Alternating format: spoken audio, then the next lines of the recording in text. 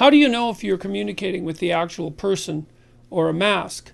I sometimes wonder if I can ever really know someone. Well, you can't ever thoroughly know someone because people are too complicated. You can't even really know yourself. How do you know if you're communicating with the actual person or a mask? Well, if you're communicating with an actual person, then you're actually having a conversation.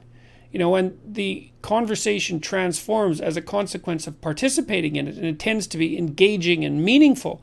If what's happening is an exchange of ideological platitudes, or just platitudes themselves for that matter, then you're probably engaging with a mask.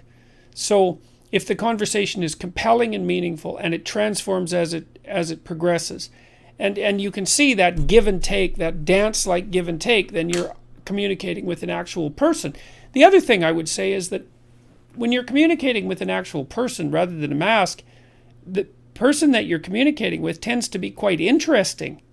If people talk about what they know, which means you're really communicating with them, if they talk about their own personal experience instead of wandering off into the domain of cliches and ideological platitudes, then people tend to be extraordinarily interesting.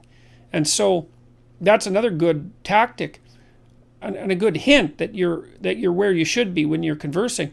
One of the rules I had when I was seeing clients actively was that if the conversation I was having wasn't interesting, and if my attention started to wander, then we weren't discussing issues that were sufficiently vital. Because if we were discussing vital issues, then the conversation basically flew by. And so I think that's a good marker.